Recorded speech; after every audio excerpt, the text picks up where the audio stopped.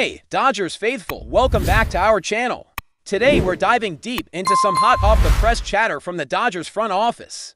And trust me, you'll want to stick around as we unpack every angle of this unfolding story. The buzz began when Andrew Friedman, the team's president of baseball operations, sat down with reporters and dropped some intriguing remarks about the state of the roster, specifically regarding left field and third base, with Michael Conforto struggling to find his swing and Max Muncy just now rounding into form. Questions are swirling about potential trades and in-house solutions. Let's break it all down. First up, let's talk about Max Muncy. In late May, he looked anything but himself, and whispers started circulating that his season might be slipping away. But in a remarkable turnaround, Muncy has rediscovered the magic in his bat.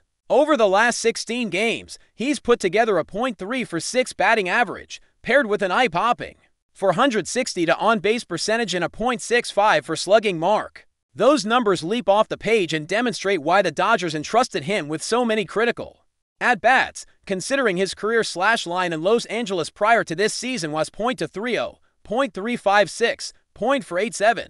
This recent surge is hitting even beyond his established norms, while his season numbers still sit at a respectable .242, .367, .416.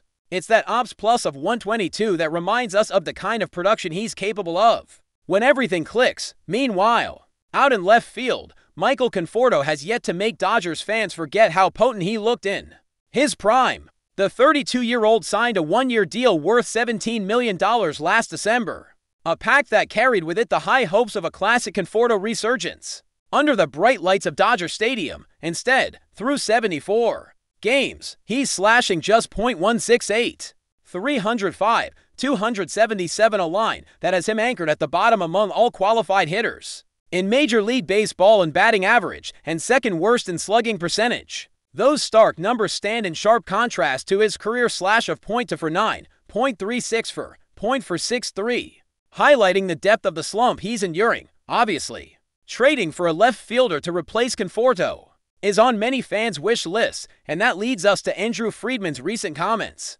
When asked whether the Dodgers would look outside the organization if Conforto's struggles continued, Friedman was measured but firm. He acknowledged that Michael's start hasn't lived up to expectations, both the team's and Conforto's own, but emphasized the encouraging progress he's made in batting practice and one-on-one sessions. "I would bet that his next 2 months are way better than his last 2 months, Friedman said, underscoring the club's faith in Conforto's ability to right the ship.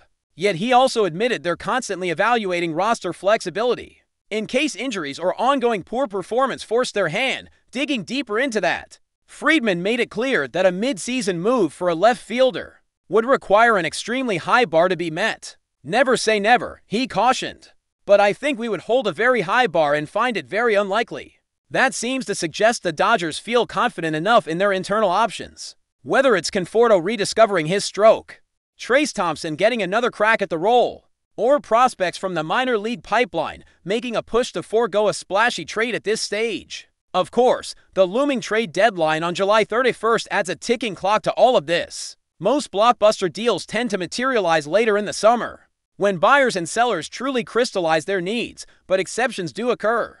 Just look at the shockwaves sent through the league when Rafael Devers moved to San Francisco on a Sunday afternoon. While that was an outlier in terms of timing, it serves as a reminder that bold, late June moves can and sometimes do happen. Back in May, Conforto himself spoke candidly about the mental grind that accompanies a season like this. He described how this game has a habit of knocking you down when you're already feeling low, and how important it is to lean on your fundamentals and the support system around you. That mental resilience, combined with the long leash that manager Dave Roberts has publicly granted him, suggests Conforto still has runway to turn things around without fearing an immediate demotion or benching. Meanwhile, the rest of the lineup has picked up the slack.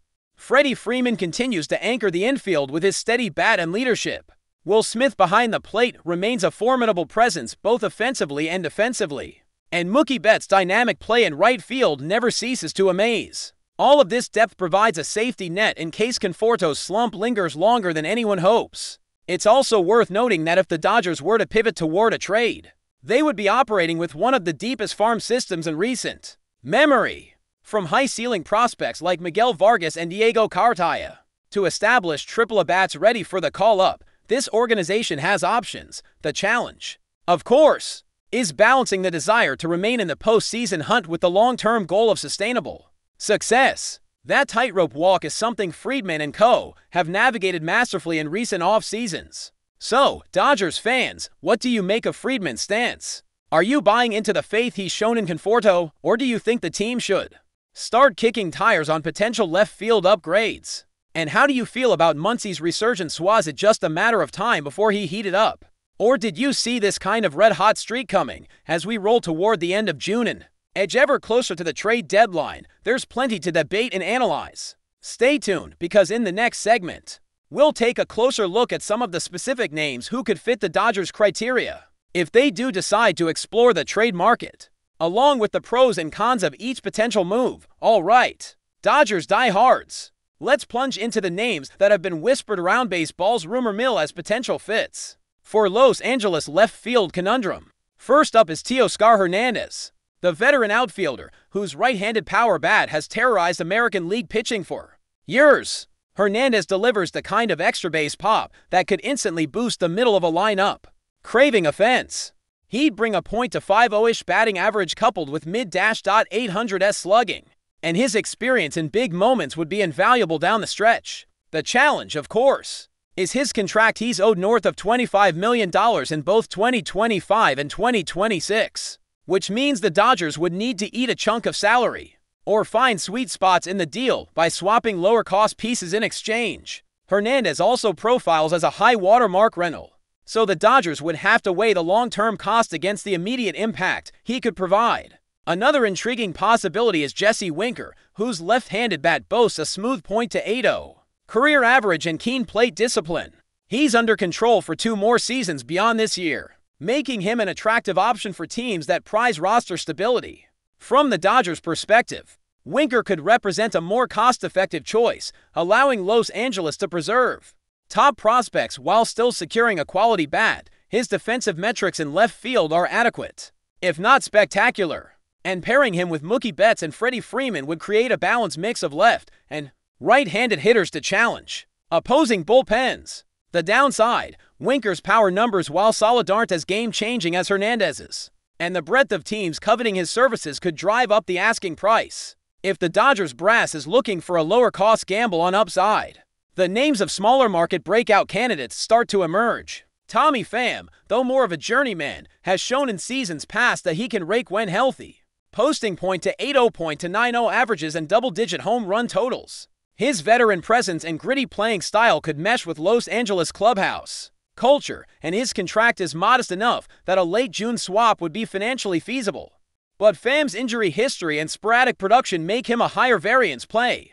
And with a roster as deep as the Dodgers, there's always the risk that he'd be squeezed out if his numbers dip again. Then there's Michael Harris, too, the young Atlanta outfielder who's dazzled with speed, defense, and a plate approach that belies his age. His stolen base threat and defensive versatility would give Los Angeles a dynamic weapon, and his team control through 2028 makes him a long-term asset rather than a rental. However, landing Harris would require sacrificing multiple premium prospects, a steep price that could weaken the Dodgers' pipeline just when they're poised to usher in the next wave of homegrown talent. Moreover, Atlanta is in contention for the postseason themselves, so it's questionable whether they'd be willing to part with such a cornerstone player in July. But before we move forward, don't forget to join our channel and give this video a like. Your support helps us keep delivering the latest news about the Los Angeles Dodgers. We'd love to hear your thoughts on the news, so drop a comment below. The hot stove is certainly warming up, and the latest whisper swirling around MLB circles is a blockbuster that could send shockwaves across the league. Sources close to the situation, speaking on condition of anonymity, suggest that JUAN Soto has given his verbal commitment to the Los Angeles Dodgers, agreeing to a 3-year deal. While no official announcement has been made, the rumblings are becoming increasingly difficult to ignore. The possibility of Soto, one of baseball's most coveted young superstars, landing in Dodger blue has been a topic of fervent speculation for months. Now, it appears those whispers might be morphing into a tangible reality. A 3-year pact would be an intriguing move, offering both sides flexibility For Soto, it could be a chance to re-enter the free agent market sooner for an even bigger payday. While the Dodgers would secure an elite bat without the long-term commitment typically associated with a player of his caliber, such a deal would undoubtedly solidify the Dodgers' already potent lineup, creating a truly formidable offensive threat. Imagine the damage Soto could inflict alongside Mookie Betts and Freddie Freeman. This potential signing, if it comes to fruition, would undoubtedly reshape the National League West landscape and send a clear message about the Dodgers' continued pursuit of championship glory.